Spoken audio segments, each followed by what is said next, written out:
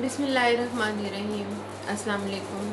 آج جس ٹاپک پہ ہم بات کریں گے وہ ٹاپک ہے what is the difference in sales and marketing. Small organisation میں دیکھا گیا ہے کہ وہاں پہ سیلز اینڈ مارکیٹنگ کا کام کرنے کے لیے ایک ہی ٹیم کو رکھا جاتا ہے جو ان دونوں رسپانسبلٹیز کو پورا کرتے ہیں، لیکن جیسے جیسے آرگنائزیشن کا سائز انکریز ہوتا ہے اور جو اسٹیبلشڈ بڑی آرگنائزیشن ہے، ایم این سیز ہیں، وہاں پہ اسپیشلائزڈ لوگ ہیں جو سیلز کے لیے ہیں اور اسپیشلائزڈ لوگ ہی ہیں جو مارکیٹنگ کے لیے ہیں۔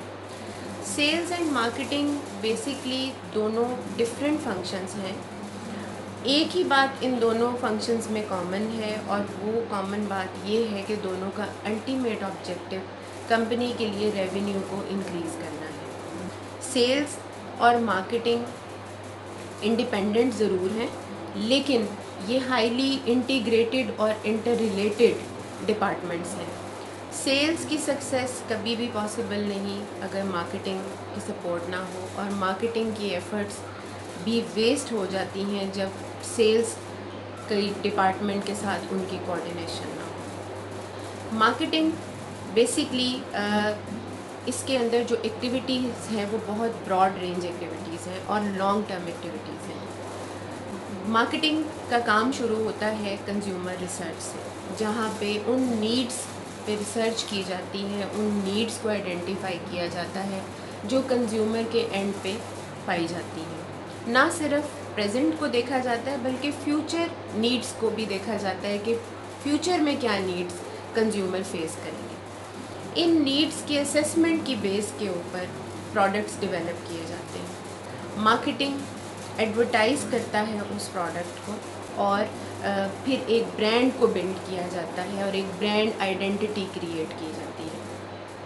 مارکیٹنگ بیسکلی یہاں پہ آ کے ختم نہیں ہوتی، بلکہ جو کنزیومر اور کسٹمرز آپ کی کمپنی کا پروڈکٹ بائی کر چکے ہیں ان کو ہمیشہ کے لیے اپنے ساتھ رکھنے کے لیے مارکیٹنگ کام کرتا ہے۔ ڈفرینٹ ریٹینشن پروگرامز پہ، لائلٹی پروگرامز پہ، کنزیومر آفرز ہوتی ہیں، کنزیومر پروموز آتی ہیں جس سے کنزیومرز کو ہمیشہ اپنے ساتھ، اور سروسز اس طرح کی دی جاتی ہیں کہ کنزیومر ہمیشہ آپ ہی کے برانڈ کو پریفر کرتا ہے۔ سو بیسیکلی مارکیٹنگ رسپانسبل ہے کنزیومر کے اینڈ کے اوپر کمپنی کے پروڈکٹ کے لیے ڈیمانڈ کو کریٹ کرنے کے لیے۔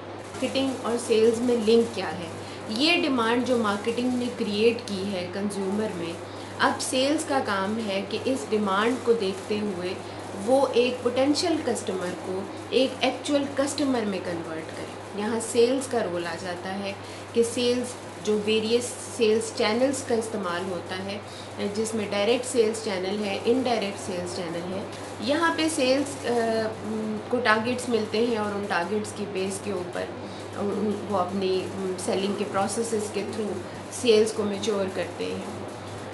ہائیلی کمپیٹیٹیو مارکیٹس میں سیلز کا رول جو ہے وہ زیادہ چیلنجنگ ہے، کیونکہ وہاں پہ ایک پروڈکٹ نہیں بلکہ کنزیومر کے پاس ایک ویرائٹی ہے، آپشنز ہیں کہ وہ ڈفرینٹ پروڈکٹس میں سے سلیکٹ کرتا ہے۔ تو یہاں پہ سیلز کے لوگوں کو بہت پرسویسو ہونا پڑتا ہے، بہت فالو اپ کرنا پڑتا ہے۔